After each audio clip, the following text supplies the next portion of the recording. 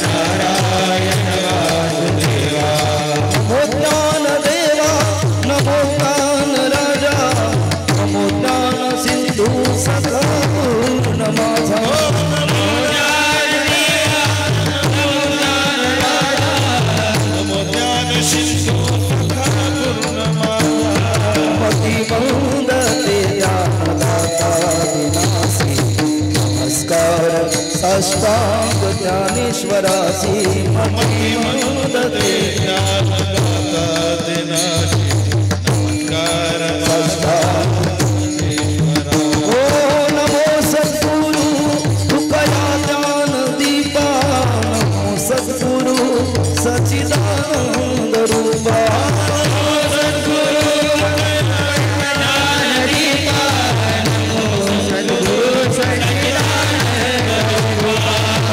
सद्गुरु भक्त कल्याण मूर्ति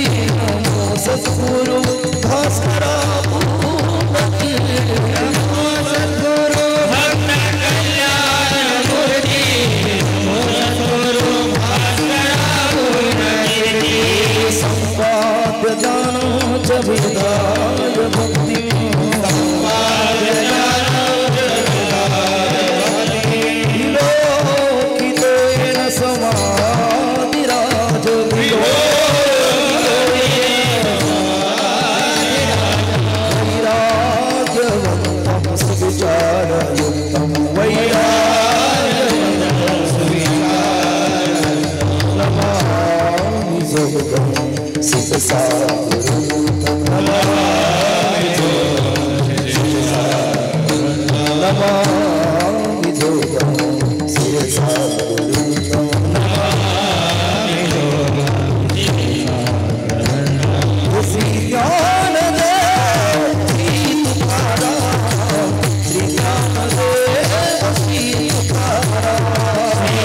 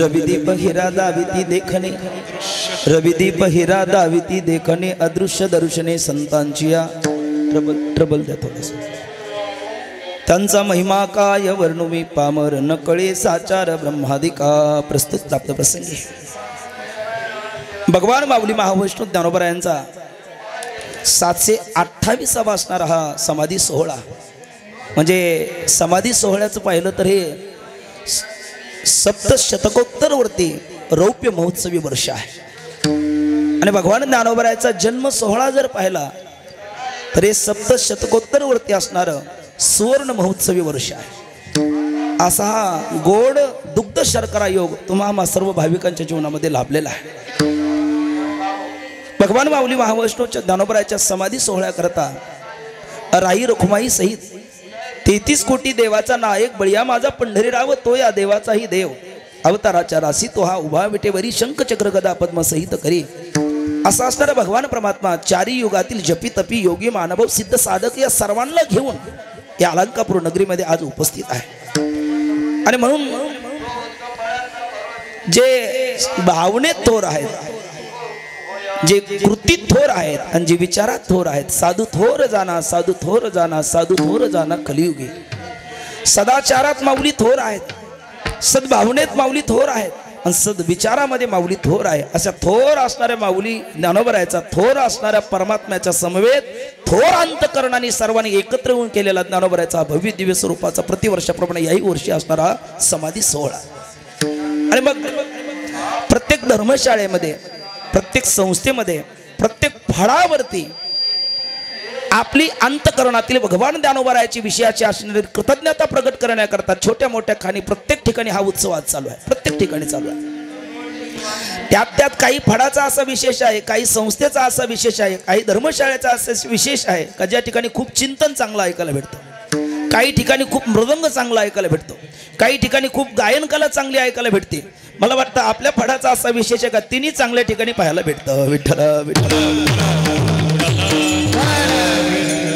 इथे गायकही थोर थोर आहेत म्हणजे ज्यांचे वर्णन करण्याकरता माझ्याकडे तरी शब्द नाही काय द्यावे असे व्हावे उतराई ठेवीत हा पायी जीव थोडा असे गान कोकिळ मंडळी माझ्या भोवती आहे मृदंग वादकही वक्त्याचे जसे ओठ बोलावे तसे वादकाचे बोट इतके मधुर बोलतात की वाटतं आता वक्तृत्व थांबावून तेच ऐकावं म्हणजे वादन इतकं गोड आहे नंतर इथेच हा सोहळा चालतो तर हा देशभरामध्ये जे इच्छुक आहेत त्यांनाही कळायला भेटावा म्हणून हे करणारी थोर आहेत इंटरनेटच्या माध्यमातून पोचवणारे आणि सगळ्यामध्ये माझं सरनेमच भोजने आहे आडनावच भोजने आहे जशी भोजनाची या शरीराला आवश्यकता असते तशी ज्या ज्या वेळेला वक्ता बोलतो गायक गातो आणि वादक वाजवतो त्यावेळेला त्याला योग्य त्यावेळेला ट्रबल काय लागते गेन काय लागतं कुठे आवाज कमी करावा कुठे चढावा काय याचं तर तज्ज्ञ असणारी सुगरण लागते सुगरणे आणि उदारे तेही तिथे आहेत म्हणजे संशिष्टीवाले अफलातून आहेत गोड आहेत कारण या सगळ्याला एकत्र आणणारे ज्यांच्या नावातच आहे भाष, नुसते भाष नाही, सुभाष. सुभाष शब्दाचा अर्थ भाषा, माधुर्य. बोले ऐसा बोल जेने विठ्ठल डोल.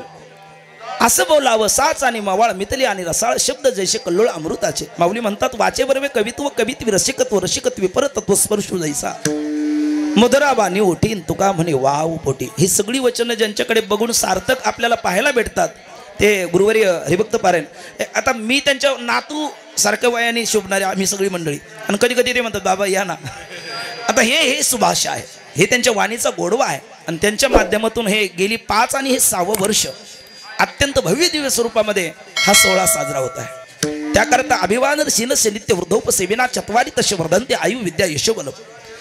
थोरा मोठ्याचे आशीर्वाद असले की छोटंही कार्य आपलातून होऊन जातं. त्यामध्ये आपल्याला ज्ञान पाहायचं म्हटलं की ज्ञानोबरायाकडे पाहावं, वैराग्य पाहायचं म्हटलं की तुकोबरायाकडे पाहावं, गुरुनिष्ठा पाहायची म्हटलं की निळोबरायाकडे पाहावं, भक्ती प्रेम पाहायचं म्हटलं की नामदेवरायाकडे पाहावं, शांती पाहायची म्हटलं की नाथबाबाकडे पाहावं. पण इतक्या दूर जाता येत नाही. मग आळंदीतच शांती पाहिजे असेल तर जोग महाराज वारकरी शिक्षण संस्थेची जुनी संस्था, दुसऱ्या मजल्यावर जा आणि 2 नंबरची रूम उघडा, तुम्हाला मूर्तिमंत शांती पाहायला भेटेल. शांती ब्रह्म मारुती बाबा कोरेकर, त्या बाबांचे आशीर्वाद या सोहळ्याला आहे. आणि हरिभक्त पारायण आताच थोड्या दिवसापूर्वी तुकाराम महाराजांचं चरित्र मी तिथे करून आलो. हरिभक्त पारायण तुकाराम बाबा रुपनर, त्यांचे आशीर्वाद आहे. बाबांचं गोड नियोजन आहे. आणि सगळ्यामध्ये महत्त्वाचा भाग असा की त्यातली त्यात बाबांना तर आवड आहे, पण योग्य सुचवणारे सूचकही योग्य पाहिजे. तर त्यामध्ये सूचक ही त्रिमूर्ती त्यांना लाभलेली आहे. ज्यांच्या नावातच शोक नाही ते अशोक आहे. ज्यांचं नाव घेतल्याच्या नंतर अंतकरणाला समाधान संतोष प्राप्त होतो असे संतोष आहे. आणि नुसतेच बाबा नाही तर बाबा साहेब आहे अशी त्रिमूर्ती त्यांना योगायोगाने लाभलेली आहे. त्यामुळे हा भव्य दिव्य स्वरूपाचा सोहळा छोट्या खाणी पण अत्यंत पवित्र सोहळा आपल्याला हा बघायला भेटतो, अनुभवायला भेटतो. कीर्तन भक्ती जर करायची म्हटलं की नाद ब्रह्म आणि शब्द ब्रह्म याचा मिलाप झाला की मग कीर्तन नाचू कीर्तनाचे रंगी ज्ञानदीप लावू जगी कीर्तन चांग होय अंग हरिरूप ब्रह्मीभूत काय होत तसे कीर्तने भाग्य तरुणी देवायसा. ते अत्यंत गोड मृदंगाची साथ करणारे हरिभक्त पारायण लक्ष्मीकांत महाराज बोरकर, त्यांचा विको कमी कर म्हणजे मला लक्ष्मीकांत महाराज आहे ना. लक्ष्ययस्य मनः स लक्ष्मण असं म्हटलेलं आहे हरिभक्त पारायण लक्ष्मण महाराज. आणि ज्यांनी स्वर काढल्याच्या नंतर वाटलं वाह क्या बात आहे, आणि असं कधीतरी निघावं, नाहीतर क्या बात असं व्हायला नको. म्हणजे 7ही स्वर एकदा लागत असेल तर मग आहो ध्वनिम आणि आहो रूपम असा तो प्रकार होतो. पण गायल्याच्या नंतर गायनाची रंगी शक्ती अद्भुत आहे अंगी. एक दोहा आहे कबीरदासजीचा, संगीत देन है ईश्वर की हर स्वर में बसे हे राम रोगी को रागीण सुनावे तो रोगी को भी मिले आराम. पण ते गाणं त्या दर्जाचं असलं पाहिजे. आणि अत्यंत गोड सुरेल मंत्रमुग्ध करणारी जणी म्हणे ज्ञानदेवा बोला अभंग बोलता रंग कीर्तनी भरला प्रेमाचे छंद विठ्ठल नाचू लागला अशी गोड सुरेल चाल ज्यांनी पुढे गायली ते हरिभक्त पारायण आकाश महाराज. आणि ज्यांनी मागे तितक्याच ताकदीने गोड साथ केली ते हरिभक्त पारायण महादेव महाराज. आणि first impression is last impression असं एक आंग्ल भाषेतलं वाक्य आहे. म्हणजे आरंभ भला तर सब कुछ भला. सुरुवात गोड झाली की शेवट गोड होणारच आहे, त्यात तीळ मात्र संदेह नाही. विना घेऊन अगदी सुमधुर आवा म्हणजे जगदूत कोबऱ्याचं सुंदर ते ध्यान अभंग आळवणारे आरंभाला असणारे हरिभक्त पारायण तुमच्या मागे विजय महाराज. बरोबर आहे ना. त्यांनी विजय दिला आपल्याला म्हणायचा, आणि झालाच आहे आपला विजय. वाटलं नव्हतं मागच्या वेळेला काय होईल, आता काय होईल आहे ना. बहिणीने भावाकरता जागली आणि विजय झाला आपला. विठ्ठल विठ्ठल विठ्ठल. आणि नुसते राम नाही बळीराम आहे ना, तेही समोर आहे. बळीराम भाऊ आहेत आमचे गुरुबंधू. काही वेळ ओरडोर थांबले, ते म्हटले बघू जरा चाहूल घेऊन नंतर पाहू. आणि आळंदीतला हा विषयच असतो. तेही आता माझे परिचित नाही पण दोन्ही बंधूवर तेही या ठिकाणी समोर येऊन बसलेले आहेत. मृदंगवादक आपण मला वाटतं मला एकदा वाजवायला होते सगळीच मंडळी. आता कोणाकोणाचा उल्लेख करावा, आम्ही हेच केलं तर हेच कीर्तन होईल. बाकी सगळ्या मंडळीला अंतकरणापासून साष्टांग प्रणिपात करतो, नमन करतो, वंदन करतो. आणि अन्नदाते ज्ञानदाते सहाय्य करणारे या सगळ्यांना अंतकरणापासून शतशः धन्यवाद देऊन अगदी मोजक्या वेळेमध्ये 6 चरणाच्या अभंगामध्ये 4 दृष्टांताच्या द्वारा संतांचा सदृष्टांत महिमा प्रतिपादन करत असताना जगद्गुरु तुकाराम काय बोलतात ते आपण मिळून पाहण्याचा प्रयत्न करूया. विठ्ठल विठ्ठल. आता मिळून पाहण्याचा प्रयत्न करावं म्हणजे हे काय कारण, त्याचं कारण आहे की तुम्ही संत माझी आकडा दिठीचा कराला बहुडा तरी तुम्हा मान एवढा होईन मी. अहो चंद्रकांत द्रवता किर होय परिते हातवटी चंद्रिकी आहे श्रोता वक्ता तो वक्ता नव्हे श्रोते नवीन. वक्ता श्रोत्याच्या आशीर्वादाशिवाय प्रतिसादाशिवाय बोलू शकत नाही. काही अज्ञानातले अज्ञानी असतात, काही अज्ञानातले ज्ञानी असतात, काही ज्ञानातले ज्ञानी असतात आणि काही याच्याही पुढचे असतात. किती प्रकार झाली ती? 4 प्रकार झाली. अज्ञानातले अज्ञानी काही कळत नाही, हेही कळत नाही, त्यांना म्हणा तुमचं स्वरातून गेलं, ते म्हणले छे तुम्हालाच अक्कल नाही. म्हणजे अज्ञानातले अज्ञानी काही कळत नाही, हेही कळत नाही.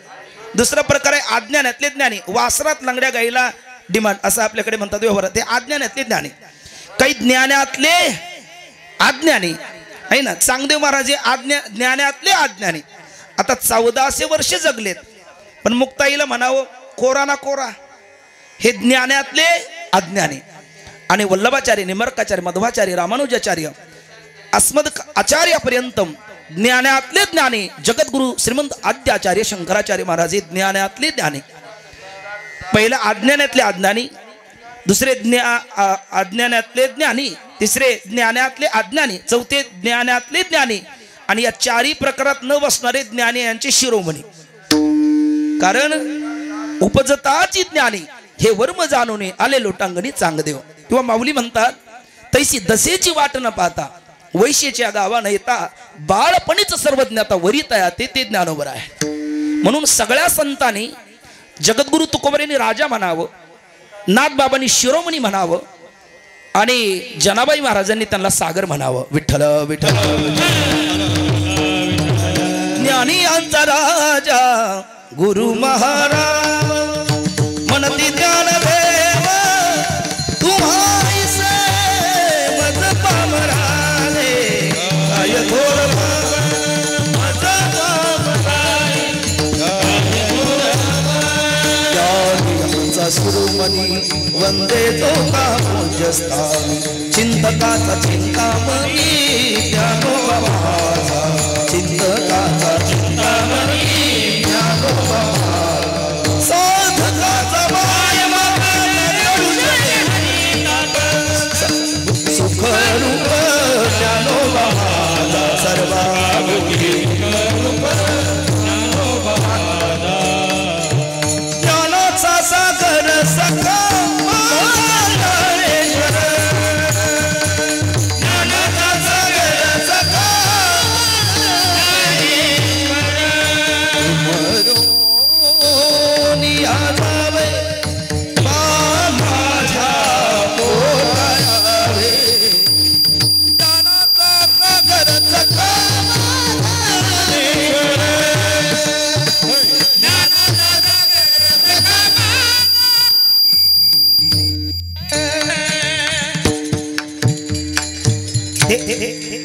दृष्ट लागू नये म्हणून होत असतं. विठ्ठल विठ्ठल विठ्ठल.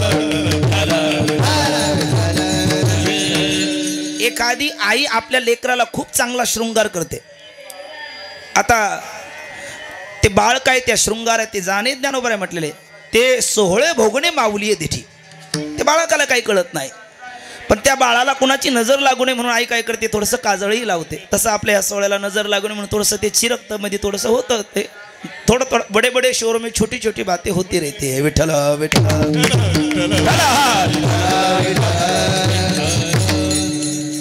असे ज्ञानियांचे शिरोमणी, ज्ञानियांचे राजे, ज्ञानाचे सागर असणारे ज्ञानोबर आहे. श्रोत्याबद्दल म्हणतात तुम्ही संत माझी आकडा दिठीचा कराल बहुडा तरी तुम्हा माने एवढा होईन मी. अर्थात वक्ता तो वक्ता नव्हे श्रोते नव्हे. एक नेहमीच मी बोलत असतो ताणयाचे लागता झटे तेने अधिकचे पाना फुटे रोषे प्रेमे दुनवटे पर्यंत याचने. वासरू जितके ते गाईला कासेला झटे मारेल तितकी गाय पाना अधिक सोडते. आणि मग वासरू पिऊन तृप्त होतं, घर खाऊन तृप्त होतं, पुढे डेअरीला विकायलाही जातं. हे सगळं भागतं कधी एका वासराने झटे मारल्याच्या नंतर. कृपया मी कशा करता हे बोलतो थोडंसं माझ्याकडे लक्ष द्या. तसा निरूपणाकरता घेतलेला अभंग ही गाय आहे. आपण सगळे श्रोते मायबाबतीची वासर आहात आणि अभंगरूपी गायीने अर्थरूपी पाना भरभरून सोडण्याकरता ती अर्थरूपी धार काढण्याकरता मला सोपं जाण्याकरता मला प्रतिसाद द्या. म्हणजे तुम्ही झटे मारा, म्हणजे अभंगरूपी गाय अर्थरूपी पाना चांगला सोडेल आणि अभंगरूपी गायीने अर्थरूपी पाना चांगला सोडला की अर्थरूपी दोहन करण्याकरता मला ते सोपं जाईल. मला जर ते क्लिष्ट गेलं तर मी म्हणेल वासर मनानेच शरीरानेच येते होते, म्हणजे तनाने येते होते, मनाने बाहेरच फिरत होते. म्हणजे तिकडेच पाहत होती कधी तयार होतो, इकडेच पाहत होती आणखी कुठेतरी पाहत होती. तर असं वासराने करू नये. तुम्ही म्हणाल 10 मिनिटात तर मी 10 मिनिटात, 20 मिनिटात 20 मिनिटात. तुम्ही म्हटले हो का मी लगेच जय हो जय विठ्ठल. पण तोपर्यंत मात्र जीवाचे कान करून श्रवण करा अशी सर्वांना हात जोडून प्रार्थना आहे. विठ्ठल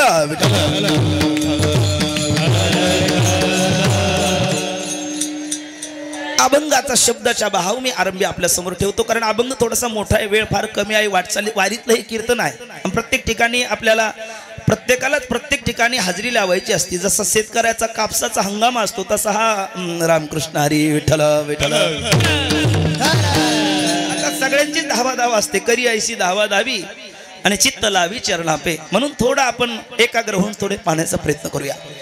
अभंगाचा शब्दाचा भाव म्हणजे आपल्या बोली भाषेमध्ये हवं झालं तर आजच्या ठळक बातम्या म्हटलं तर काही वावगं होणार नाही. जगद्गुरु तुकोबरे म्हणतात रवी दीप हिरा देखणे दाविती. देखणे शब्दाचा अर्थ आहे दृश्य, दिसणाऱ्या गोष्टी आपल्याला रवी दीप हिरा हे दाखवतात. रवी म्हणजे सूर्य, दीप म्हणजे दिवा आणि हिरा नावाचं रत्न आहे. हे तिघही आपल्याला देखण्या गोष्टी दाखवतात. पण रविदीप हिरा दाविती देखणे अदृश्य दर्शने संतांच्या, म्हणजे अदृश्य वेदांतात ज्याला ब्रह्म म्हणतात, भक्तीत ज्याला परमात्मा विठ्ठल पांडुरंग म्हणतात, आणि वेदांतातल्याच एका व्यष्टी दृष्टीने पाहिलं तर ज्याला आत्मकुटस्थ चैतन्य म्हणतात, ते दाखवण्याचं सामर्थ्य या रविदीप हिऱ्यामध्ये नाही, ते दाखवण्याचं सामर्थ्य संतांमध्ये आहे. अदृश्य दर्शने संतांच्या. आणि मग जे संत अदृश्याचं दर्शन करून देतात त्या संतांचा महिमा मी पामर काय वर्णन करू. जगद्गुरु तुकोबरे पामर म्हणून घेतात म्हणजे ते पामर आहेत असा त्याचा अर्थ नव्हे. मोठ्या माणसाची नम्रता असते. मोठी माणसं तीच मोठी असतात जे कायम स्वतःला छोटी मानतात.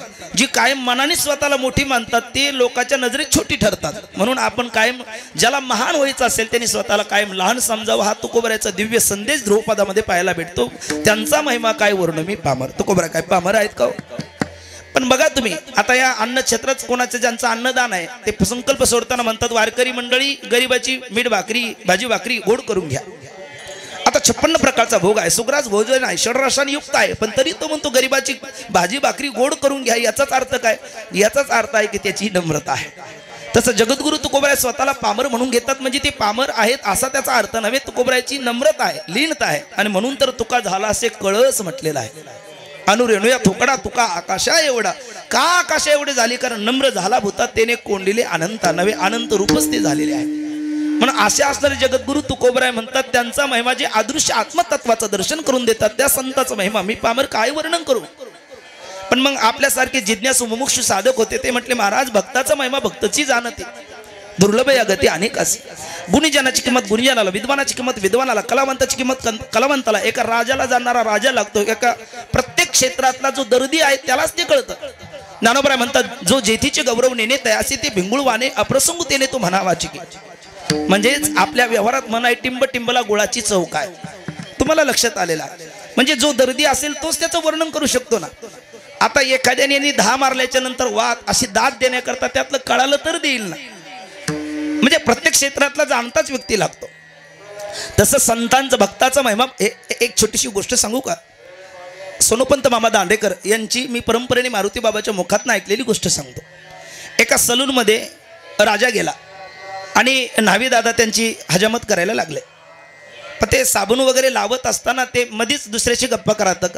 न्हावी दादा म्हणजे चालतं बोलतं वर्तमानपत्रच, खबरीलाल, सगळ्याच्याकडे माहिती त्यांना असते. आणि मग ते हजामत करायला लागले. करत करत असताना इकडे तिकडे गप्पाही मारायच्या. त्या राजा म्हणायला लागला बाबा हे वस्ताऱ्या फार धारदार असतं आणि थोडी धार लागली तर आमची गार आम्ही सगळेच जाऊ ना. तू थोडंसं लक्ष देऊन करतो. म्हटलं चिंता करू नका आमचा सराव आहे काही होणार नाही. पुन्हा तो गप्पा बोलतच होता आणि तेवढा करता करता थोडासा वस्तारा लागला. तेवढ्यात तो म्हटलं आई ग. कोण. राजा. आई ग म्हटल्याच्या नंतर आता गुन्हा कोणाचा आहे न्हाव्याचा. पण ते न्हावीदादा ऐकून घेईल. ते न्हावीदादा कसले त्याला तर म्हणतात वाटीत पाणी सदामदानी. ते म्हणायला लागले काय राजे. म्हणजे काय राजे. अरे तुझ्याकडनं मला लागलं तरी काय राजे. अरे म्हणजे शौर्यम तेज धृतिदाक्ष विद्येच्या पेपलायनम दानमेश्वर भावक्ष छात्रम कर्म स्वभावज ठाणूर याचे मावावे आणि के घाय असं ज्ञानोबराय ज्ञानेश्वरीत म्हणतात. म्हणजे योद्धा एकदा रणांगणात उतरल्याच्या नंतर त्याच्यासमोर दोनच पर्याय असतात. वीर गती किंवा वीरश्री. एक तर वीर गतीला प्राप्त होईल किंवा वीरश्रीला मी वरण करेल. आणि मग तुम्ही जर कसं प्रजेचं रक्षण करणार. साधा तुम्हाला एवढासा घाव सहन होत नाही. हे बोलणं राजाच्या वर्मी लागलं. आतापर्यंत राजा शांत होता. प्रधान जवळच होता. म्हटले अरे जा रे 2 सब्बल घेऊन ये. आता आपल्याला जालन्या भागात कळेल सब्बल म्हणजे 2 पहार 2 ते वीर फोडण्याच्या. आणि मग ते 2 घेऊन आला प्रधान. घेऊन आल्याच्या नंतर म्हटले न्हावी दादा मोकळ्या मैदानात या. न्हावी दादाला काही कळालं नाही. आलेत. प्रधानजीला सांगितले हे बघ माझा मी पाय पुढे केलेला आहे. सब्बल वर उचलायची पूर्ण ताकदीने माझ्या पायावरती मारायची. 2 गज पुन्हा खाली गेली पाहिजे म्हणजे 2 फूट. प्रधानजीने उचलली आणि ताकदीने टाकली. अशीच 2 गज ती खाली गेली पार, कारण दोन्हीकडून 2 टाकले त्यामुळे 2 फूट खाली गेली, म्हणजे 10 ता असं आहे ना. रामकृष्ण हरी विठ्ठल विठ्ठल विठ्ठल विठ्ठल. आणि जशी ती 2 फूट खाली गेली पहार, राजाच्या डोळ्याला ठिपूस नाही, राजाला काहीच नाही. आणि मग प्रधानजीने विचारलं सरकार आता ही दुसरी सब्बल, म्हणले आता ही सब्बल नावीदादाच्या पायात टाका. मग नावीदादा गडबडा लोळ लागला, सरकार मै बाल बच्चेवाले हो सोडून द्या, करा क्षमा अपराध. म्हणले मला एकच याच्याकरता सांगितलं, आता ज्याला वाटीत पाणी सदामदानी त्या नाव्याने राजाचं माप काढावं का, आणि काढत असेल तर त्याला ते कळेल का, कारण जो जेथीचे गौरव नेणे त्यासी ते भिंगुळवाने. तसा संतांचा महिमा जाणण्याकरता तुका म्हणे अंगे व्हावेतही आपण तरीच महिमा न येईल कळो. संतांचा महिमा जाणण्याकरता आपल्याला संतच व्हावं लागेल, आपण त्या योग्यतेला गेलो नाही तोपर्यंत संतांचा महिमा आपल्याला नाही कळणार. आणि म्हणून आपल्याला संतांचा महिमा जाणून घ्यावा अशी जिज्ञासू अंतकरणाने ज्या वेळेला जिज्ञासा प्रगट केली त्यावेळेला तुकोबरायांनी त्यांना सांगितलेलं आहे का रविदीप हेरा जे कार्य करू शकत नाही ते कार्य संत करतात, अदृश्याचं दर्शन संत करून देतात. पण ते साधक म्हणायला लागले तुकोबराय थोडंसं आम्हाला कळेल असं बोला. मग कळेल असं बोला म्हटल्याच्या नंतर तुकोबरायांनी थोडासा मध्ये स्टॉप घेतला, स्पेस घेतला आणि जगद्गुरु तुकोबराय म्हटले का रे बाबांनो, तुम्हाला जाणण्याकरता या विश्वामध्ये अनेक गोष्टी आहे, संतांचाच महिमा जाणून घ्यावा अशी जिज्ञासा तुमच्या अंतकरणात का निर्माण झाली. त्यावेळेला ते जिज्ञासा म्हणायला लागले संतांचाच महिमा जाणून घेण्याची जिज्ञासा आमच्या अंतकरणात यामुळे निर्माण झाली की संत कृपेचा इतिहास आमच्या डोळ्यासमोर आहे. इतिहास इतिहास ते ऐतिह्य प्रमाण आहे 6 उपप्रमाणामध्ये, जसे मुख्यमंत्री आणि उपमुख्यमंत्री तसे 6 मुख्य प्रमाण आहे, प्रत्यक्ष अनुमान शब्द उपमान अर्थापत्य आणि अनुपलब्धी. 6 उपप्रमाण आहे, ऐतिह्य अभिनय परंपरा संस्कार मानस संभव असे 6 उपप्रमाण आहे. त्यातला इतिहास एक प्रमाण आहे. आमच्या डोळ्यासमोर संत कृपेचा इतिहास आहे. म्हणजे काय तुमच्या डोळ्यासमोर संत कृपेचा इतिहास आहे तो तरी सांगा. म्हणजे संत कृपेचा इतिहास आहे की संतांनी जर मनात आणलं तर टोनगा सुद्धा वेद बोलतो कुठे, उत्तराई पैठणला. संतांनी जर मनात आणलं तर खांबा करता मंदिर होतं कुठे, उत्तराई नेवाशाला. संतांनी जर मनात आणलं तर जड भिंत चालते कुठे, अलंकापूर नगरीला. आणि संतांनी जर मनात आणलं तर एक प्रेत उठून ज्ञानेश्वरी लिहितं तेही नेवाशा प्रांतामध्ये. हा संत कृपेचा इतिहास आहे. अरे संतांनी कृपा केल्याच्या नंतर जड भिंतीवर लोक आपलं चेतन डोकं ठेवत असेल, संतांनी कृपा केल्याच्या नंतर टोनगा त्याच्याही लोक पाय पडायला जात असेल. बरेच कीर्तनकार पहिले त्याचं दर्शन घेतात, म्हणतात बाबा काहीतरी कृपा करा. अरे हे संतांच्या कृपेचं वैभव आहे. आणि मग अशा संतांची कृपा जर आपल्या जीवनावरती झाल्याच्या नंतर आपल्याही जीवनामध्ये आमूलाग्र बदल होईल असं आम्हाला वाटतं, म्हणून संतांचा महिमा सांगा. मग तुकोबारांनी विचारलं नेमक्या कोणत्या संतांचा महिमा तुम्हाला अपेक्षित आहे. ते म्हणायला लागले महाराज सगळी संत ती संतच आहे, पण तरी 150 न्यायाने आम्हाला संतांचा महिमा सांगा. हत्ती के पाव में सबके पाव या व्यावहारिक न्यायाने आम्हाला संतांचा महिमा सांगा. तुकोबाराला कळून चुकलं. 150 न्याय असा आहे की 100 म्हणजे 100 आणि त्याच्यामध्ये 50 75 25 हे आलेलीच असतात. तसं असे एक संत आम्हाला सांगा का ज्याच्यामध्ये मिळविली मांदी वैष्णवाची म्हणजे ज्ञानोबा. आम्हाला संतांचा महिमा सांगा. आणि मग जगद्गुरु तुकोबारांनी सांगितलं की तुम्हाला जर संतांचा महिमा जाणून घ्यायचा असेल तर तुम्हाला सांगतो की जे कार्य रविदीप हिरा करत नाही ते कार्य संत करतात. अदृश्य आत्मतत्वाचं दर्शन करून देतात. आणि मग अदृश्य आत्मतत्वाचं दर्शन करून देणारे जे संत आहे त्यांचा दृश्य असणारा एक कश्चित मी काय वर्णन करणार, कारण नकळे साचार ब्रह्मादिका. साचार शब्दाचा अर्थ यथार्थ जसा पाहिजे तसा ब्रह्मादिक देवाला देखील कळत नाही. आता ब्रह्मदेव म्हणजे सामान्य नव्हे, आता आपल्या राजकीय क्षेत्रातला एक शब्द घेऊन उसनवारीचा बोलतो. ब्रह्मदेव म्हणजे जीवकोटीतला हा कॅबिनेट मंत्री आहे. म्हणजे ब्रह्मेशाना पर्वते माऊली म्हणतात वाढणे नाही जीवा, ते सर्वात मोठा जीव म्हणजे ब्रह्मदेव. पण त्या ब्रह्मदेवाला जर संतांचा महिमा कळत नसेल तर मी काय वर्णन करणार. ज्ञानोबरायचं एक वचन आहे इंद्रचंद्र देव ब्रह्मादि करुणी संशयाची श्रेणी छेदितीना. म्हणजे त्यांनाही संतांचा महिमा कळत नाही. मग संतांचा महिमा कळत नाही, पण तुकोबारायाला ते साधक म्हणतात, आपल्यासारखे मुमुक्ष म्हणतात महाराज जर तुम्ही जर अंग काढून घेतलं तुम्हीच म्हणाला आम्हाला कळत नाही तर आम्हाला कळेल कधी, आम्हाला कळेल कसं. मग त्यांचा तो आग्रह, त्यांची ती सदिच्छा, त्यांची ती सद्भावना पाहून मग तुकोबाराने सांगितलं तापली चंदने गुण तो काढी संत संग. कुडी शब्दाचा अर्थ आहे आपलं शरीर. आणि शरीर म्हटलं का एक शरीर नाही, शिर येते ती शरीरा, ते हळूहळू क्षीण पावतं म्हणून त्याला शरीर म्हणतात. त्याला देह म्हणतात. दह्यमानात देहा, त्याचा दाह होऊन जातो ते जळतं म्हणून त्याला देह म्हणतात. त्यालाच पूर म्हणतात, कारण यामध्ये आत्मरूपी नगर आहे आणि त्याच्यामध्ये आत्मारूपी राजा या देहरूपी पुरात येऊन राहतो म्हणून त्याला पूर म्हणतात. अनेक नावं शास्त्रीय परिभाषेमध्ये आहे. आणि त्या शरीरामध्ये दिसायला जरी एक असलं तरी याच्या आतमध्ये पुन्हा 3 आहे. 3 आणि 1 5 आहे ना. नाही ऐकताय तुम्ही, 3 आणि 1 4. चार शरीर आहे. एक स्थूल शरीर आहे, दुसरं सूक्ष्म शरीर आहे, तिसरं कारण शरीर आहे, चौथं महाकारण शरीर आहे. तर स्थूल शरीर म्हणजे पंचमहाभूताचा गोंधळ केला एकेठाई मिळेल लाविला सबळ अहंकार त्या पाठी हा स्थूल देह.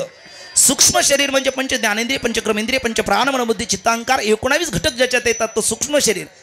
कारण शरीर म्हणजे या दोघाचं घन अज्ञान शिशिप्ती तो बीजांकुर भाव म्हणत ये स्वप्न जागृती तो फळभावती याचं या दोघाचं बीज ज्याच्यात आहे त्याला म्हणतात कारण शरीर. आणि अहम ब्रह्मास्मित्यकारक वृत्तीचं स्फुरण ज्याच्यात असतं त्याला म्हणतात महाकारण शरीर.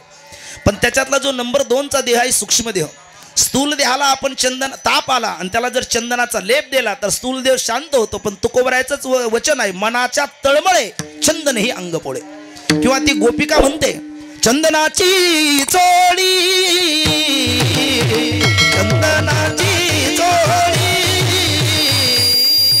चंदनाची चोळी चंदनाची चोळी माझे सर्व अंग पोळी माझे सर्व अंग पोळी पोळी पो माझे सर्व अंग पोळी माझे सर्व अंग पोळी कानवड भाळी वेगी भेटवा कानवड भाळी वेगी भेटवा चांदवो चांदणे चाफेवो चंदनू चाकेवो साधने चाफेवो चंदने. गोपाल कृष्णाच्या विरहामध्ये तिच्या शरीराला ताप निर्माण झाला आणि मग तिच्या सख्या म्हणतात अगं सखे तुला जरा चंदनाचा लेप देऊ का. तर ती म्हणते चंदनाची लेप नाही ब्लाऊज आताच्या भाषेत म्हणतात आणि पूर्वीच्या भाषेत त्याला कंचुकी म्हणायचे. आणि अगदी अगदी मराठवाड्यात आपण गेलं तर त्याला चोळी म्हणतात. तर चंदनाची चोळी माझे सर्व अंग पोळी कानवनमाळी वेगळे भेटावा का. म्हणजे मनाचा जो ताप आहे तो चंदन घालू शकत नाही म्हणून त्रिगुण तो काढी संत संग. 14वा अध्याय गीतेचा पहा. भारतीयाचा धर्मग्रंथ श्रीमद भगवद्गीता आहे. त्या भगवद्गीतेतला गुणत्र विभाग योगुणाम चतुर्दशोध्याय आणि त्या 14व्या अध्यायामध्ये महत्त्वाचे 3 श्लोक आहे. आपण सगळ्यांनी ती ऐकलेली आहेत कारण आपण भारतीय आहोत. आणि भारतीय असून जर आपण ऐकलेले नसेल तर आपल्याला भारतातले म्हटलं नाही पाहिजे विठ्ठल विठ्ठल विठ्ठल विठ्ठल. आपण आपलं धर्मग्रंथ म्हणायचं ना. आपल्याला गीतेचं नाव जर गीतेतले श्लोक आपल्या कानावरून गेले नसेल तर आपल्यासारखे फुटक्या नशिबाचे आपणच आहोत. मग माऊलीने म्हणावं निदेवाच्या परिवारी लेहा रुतल्या हाती सहस्रवरी तेथ बैसून उपवास करी का दरिद्री जे कल्पतरु तळवटी बैसुनी जोडीये दे तसे गाठी मग दैवनी गे किरीटी निदैन्याची करू. त्या गीतेतल्या 14व्या अध्यायामध्ये 3 श्लोक सांगितलेले गुणत्रयाच्या बंधना करता. तत्र सत्वम निर्मलत्वात प्रकाश गमनामयम सुख संघेन बदनाती ज्ञान संघेन चानग रगजो रागात्मक विद्धी तृष्णा संघ समुद्भवम पंदन्य बदनाते कौंते कर्म संघेन देहिनम तमस्त्वम आज्ञानजम विद्धी मोहनम सर्व देहिनम प्रमाद आलस्य निद्रा अभिस्तन्य बदनाती भारत. या 3 श्लोकामध्ये एवढंच सांगितलेले सत्वगुण हा ज्ञानाच्या गर्वाने आणि सुखाच्या वैश्विक सुखाच्या गुणाने आपल्याला बांधतो. रजगुण आपल्याला पारत्रिक वा इह लोकातल्या उत्कृष्ट भोगाच्या लालसेने आपल्याला बंधनात टाकतो. आणि जो तमगुण आहे तो आळस निद्रा आणि प्रमाद याच्यामुळे आपल्याला बंधनात टाकतो. पण या त्रिगुण तो काढी संत संग या त्रिगुणाच्या आतीत आपल्याला संत नेतात. महाराज एवढंच आहे का नाही आणखी आहे म्हणले काय माय बापे पिंड पाळी याला माया जन्म मरण जाया संत संग. आपले आई वडील हाडाचे काढ रक्ताचं पाणी दिवसाची रात्र करतात.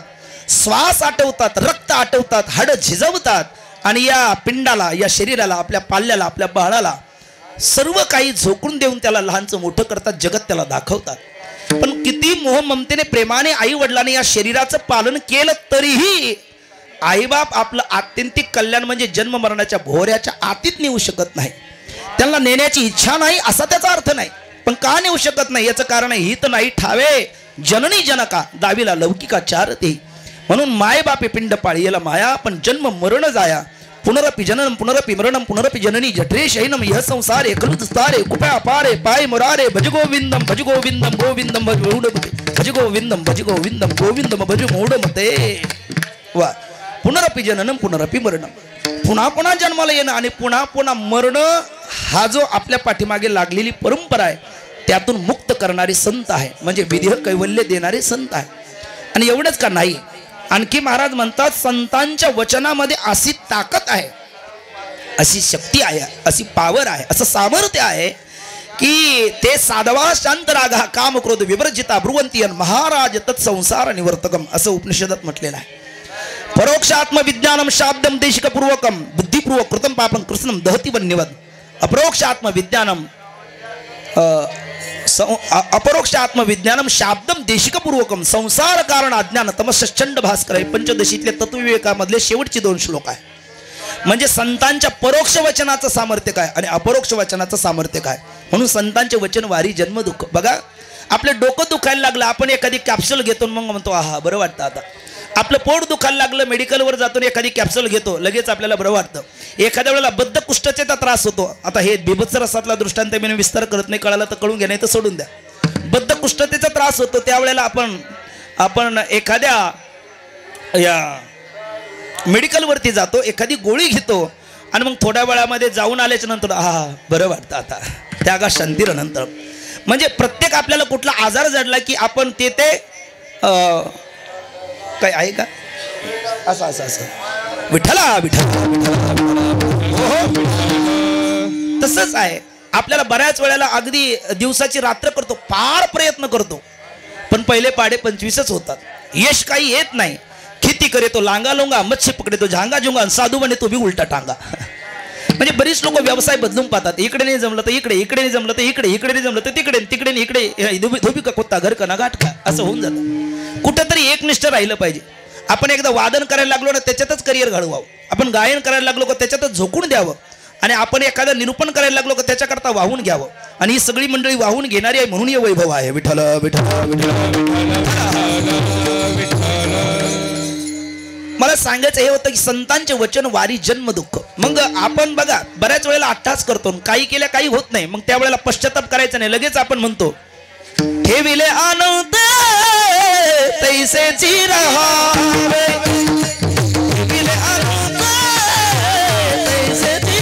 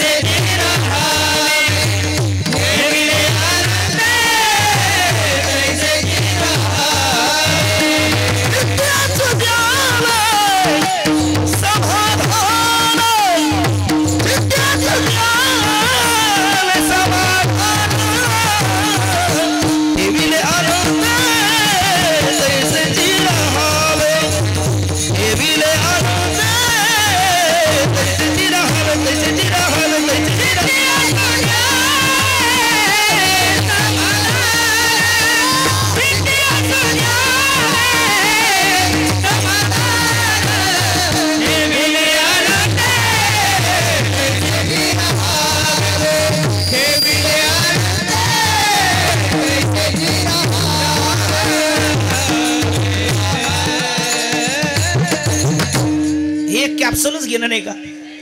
पार अट्टास करतो, जीवाचं रान करतो, पण खेती करे तो झांगा झुंगा, मच्छी पकडे तो उलट झालं का. हा बरोबर आहे, ऐकताय तुम्ही म्हणायचं. खेती करे तो लांगा लोंगा, मच्छी पकडे तो झांगा झुंगा, और साधू बने तो भी उलटा टांगा. साला करू तर क्या करू. अरे काहीच नको करू, ठेविले आनंद तैशीचे राहावे, चित्ते असू द्यावे समाधान. लगेच मनुष्याला समाधान प्राप्त होतं. हे संतांचं वचन आहे, आपल्याला दुःखाची निवृत्ती करणार आहे.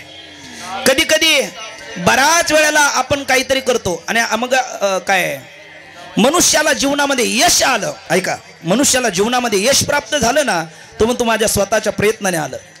आणि मनुष्याला जीवनामध्ये अपयश प्राप्त झालं का कोणाच्या तरी माती घालतो, त्याने असं केलं म्हणून झालं.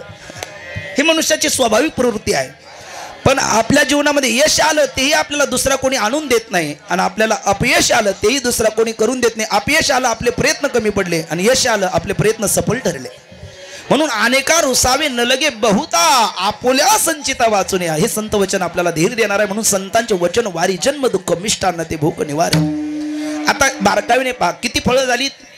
4 फळं झालीत. 1 अदृश्य दर्शने संतांची, 2 त्रिगुण तो काढी संत संग, 3 जन्म मरण जाया संत संग, 4 संतांचे वचन वारी जन्म दुःख. बारकावीने बघा, मी बारकावीने बघितलं नव्हतं, पण आज संतांचाच महिमा असल्यामुळे प्रत्येक चरणात संत आला असं भाऊ म्हटले. मला गोड आहे नाही, श्रोता असा असावा. विठ्ठला विठ्ठला विठ्ठला अदृश्य दर्शने संतांच्या. संत शब्द आला कारण संतांचाच महिमा सांगायचा आहे. नंतर जन्म मरण जाया संत संग, संत शब्द आला कारण संताचाच महिमा सांगायचा आहे. नंतर त्रिगुण तो काढी संत संग, संताचाच महिमा सांगायचा म्हणून तिथेही संत शब्द आला. आणि संतांचे वचन वारी जन्म को, तिथेही संत शब्द आला आहे ना.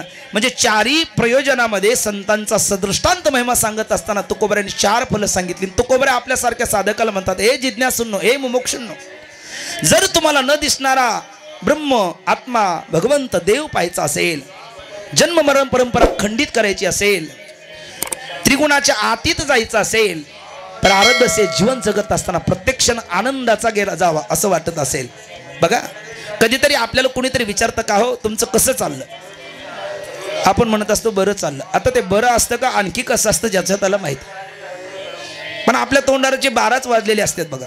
खरं तर 12 वाजू नये, आणि जरी एखाद्या वेळेस वाजलेच तर तो आकडा कमी कमीत व्हावा. 12चा तो 11वर यावा, 10, 9, 8, 7, 6, 5, 4, 3, 2, 1 असा व्हावा.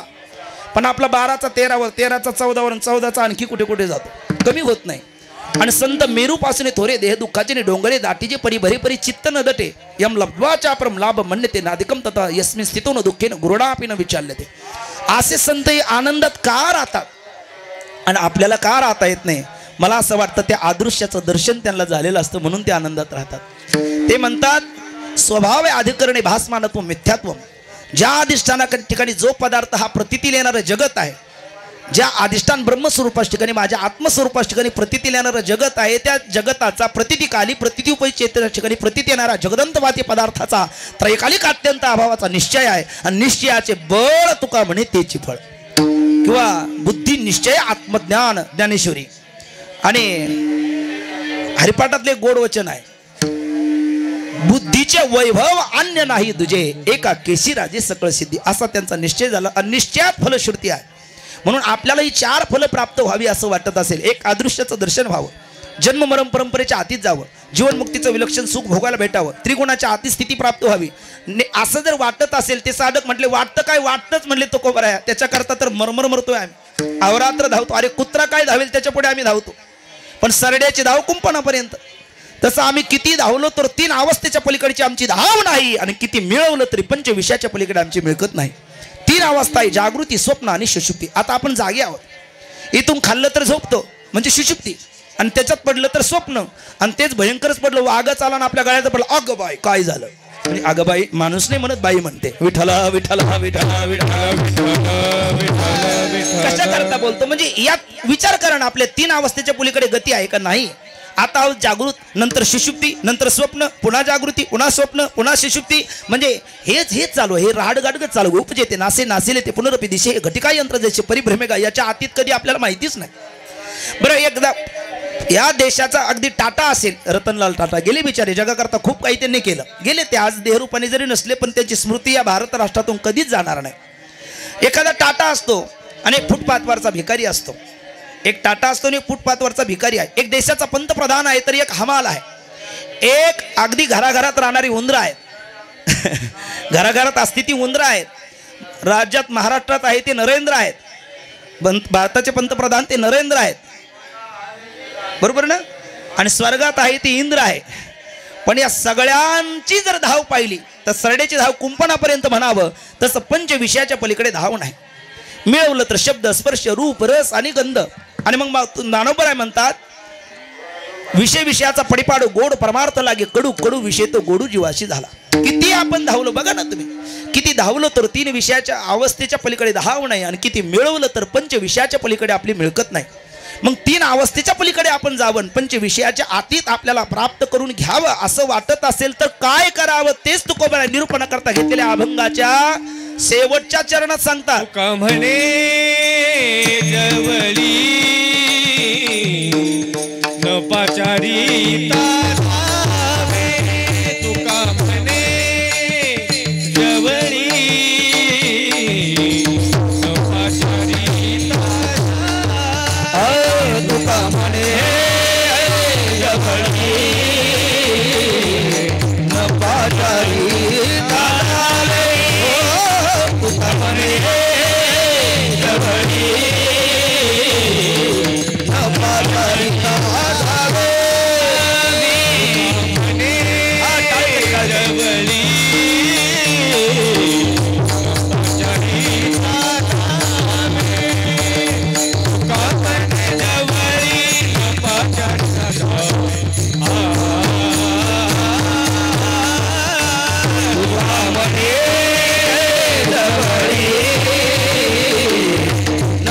पाचारी